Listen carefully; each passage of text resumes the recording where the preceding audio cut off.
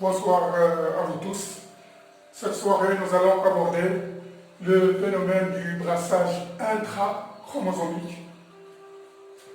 Le brassage intrachromosomique, c'est un phénomène biologique qui se déroule au niveau de la méiose et plus précisément au niveau de la prophase 1. Pour repérer ce phénomène, on va partir d'une cellule A2N est égal à 2, c'est-à-dire le noyau de cette cellule comprend une paire de chromosomes homologues. J'ai représenté ici le premier chromosome en rouge qui porte les allèles grand A, grand B, et le chromosome homologue en vert, l'autre deuxième chromosome homologue en vert qui comprend les allèles petit a et petit b. Donc la formule chromosomique de cette cellule est 2N est égal à 2 chromosomes. On sait que pendant la prophase 1 de la méiose, il y a rassemblement des chromosomes au niveau du centre de la cellule, ou bien il y a appariement des chromosomes homologues. Lors de cette phase, c'est-à-dire de la prophase, ou bien lors de l'appariement des chromosomes homologues, il s'effectue un enjambement entre les deux chromosomes homologues au niveau d'une zone appelée chiasma. Donc on voit ici une partie du chromatide se trouve en vert, se trouve au-dessus de l'autre partie du chromosome en rouge.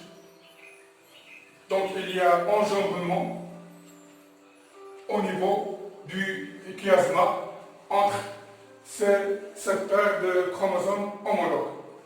Lors de l'anaphase 1, on sait bien que lors de l'anaphase 1, il y a séparation des chromosomes homologues sans cassure des centromères.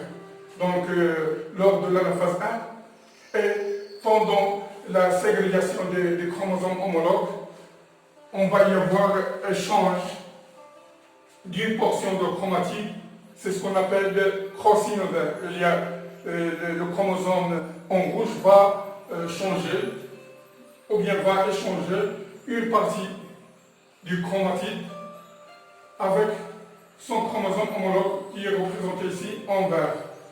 Donc, dans ce cas, on parle de crossing over ou bien de brassage intrachromosomique.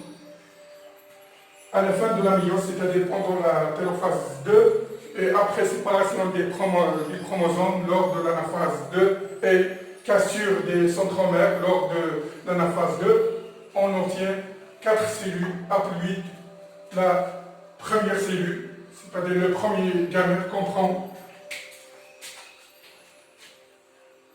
la chromatide, grand A, qui porte les deux allèles grand A, grand B. Le deuxième gamète comprend la chromatide avec les deux allèles petit a, petit b. Le troisième chromosome, troisième gamète, comprend une partie du chromosome représenté ici en rouge, une partie du chromatide qui porte l'allèle grand A, et l'autre partie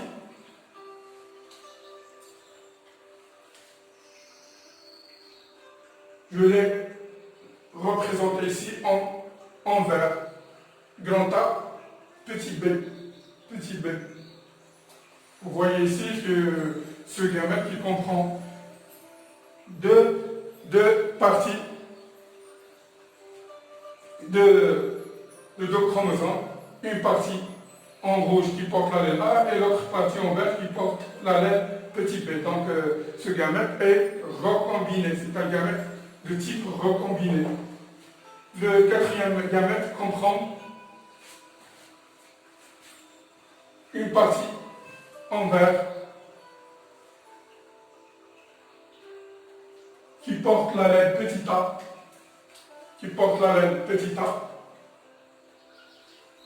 l'autre partie du chromosome en rouge qui va porter la lettre grande B. Donc ces deux gamètes sont de type recombiné, alors que les deux premiers gamètes sont de type parentaux. On obtient 4 gamètes, 2 gamètes parentaux, grand A, grand B, petit a, petit b, et 2 gamètes recombinés. Le premier gamète, son génotype est de E, grand A, petit b. Le quatrième gamète est à génotype petit a, grand B. Donc le phénomène de crossing over, ou bien le brassage intrachromosomique, contribue à la formation des gamètes génétiquement différents. C'est ce qu'on appelle la diversité génétique. Donc à partir d'une cellule à 2n égale à 2 de chromosomes, si cette cellule subit le crossing over, ou bien le brassage intrachromosomique, à la fin de la méiose, on obtient 2 multiplié par 2 à la puissance n. Le nombre n ici est égal à 2 sur 2, c'est égal à 1. Donc, cette cellule à 2n est égale à 2. Lorsqu'il va subir le crossing over, elle va donner 4 gamètes génétiquement différents.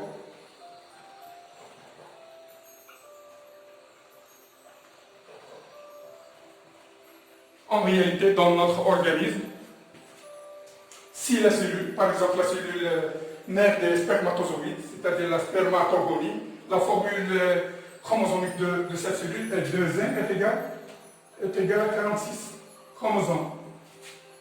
Si cette cellule subit le brassage intrachromosomique, elle va donner 2 à la puissance 2 multiplié par 2 à la puissance 23 gamètes génétiquement différents.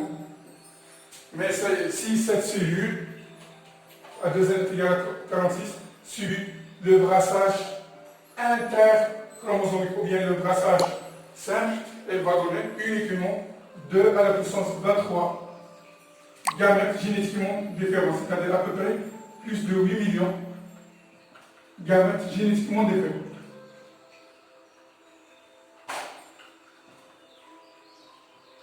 Donc le brassage intrachromosomique double le brassage interchromosomique. يعني التنوع المحصل عليه بواسطة التخليط الدم الصبغي سمي بالتخليط الدم الصبغي لأنه يمس الصبغية في بنيتها أي في تركيبها.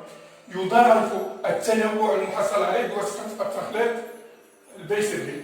Et ça suffit pour ce phénomène du brassage intrachromosomique.